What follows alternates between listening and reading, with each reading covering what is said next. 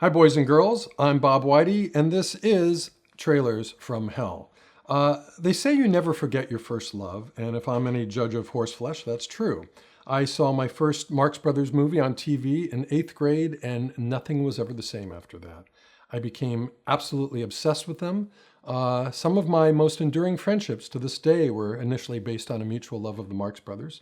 My first professional venture was a 1982 PBS documentary called The Marx Brothers in a Nutshell, something I just had to get out of my system. I still love talking about them, reading about them, and watching them. What's interesting is that as a team, they only made 13 films, and of those, only 7 are generally considered classics. But without them, I probably would have spent my formative years in existential crisis trying to figure out what was missing from the universe. Today, I'm honored to talk about their second feature, Animal Crackers, released in 1930. The trailer isn't great, but the film is. Let's have a look.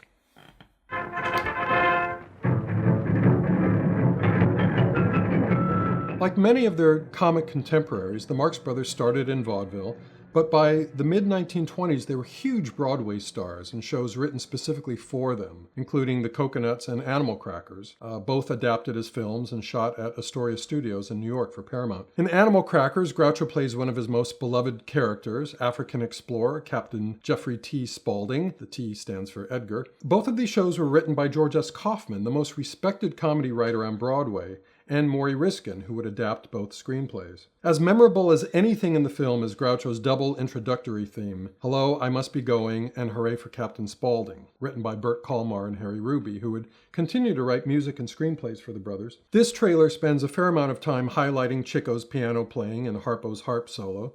These musical interludes were beloved by audiences throughout their careers, so they almost always feature in the trailers. Nobody ever watched a Marx Brothers film for the plot, so I won't go into it here. In these early Paramount films, the plots were really just a flimsy excuse for the Marx Brothers to do their thing.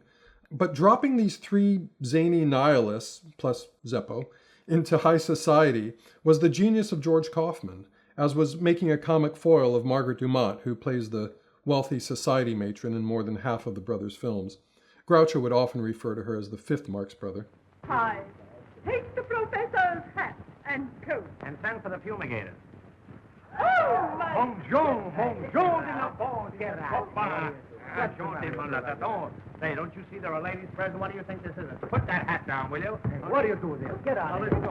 What's great about the Marx's first 2 films is that they're only moderately revised from the stage shows, so they really give you a peek at what 1920s Broadway musical comedy looked like. Audiences had never seen anything like them. Their energy, their iconoclasm, Groucho's witty sarcasm and that painted-on mustache and eyebrows, Chico's pun-filled double-talk Italian dialect, Harpo's silent man-child chasing women and making strangers hold his leg. None of it makes sense. It's just a perfect coming together of these 3 very different comic icons. And the level of wit is so unprecedented. There's even a parody of Eugene O'Neill's strange interlude in Animal Crackers. You don't get that in a Wheeler and Woolsey show. One might debate whether Animal Crackers is a great film, but there's no debating its value as an entertaining document of a genius comedy team in their prime.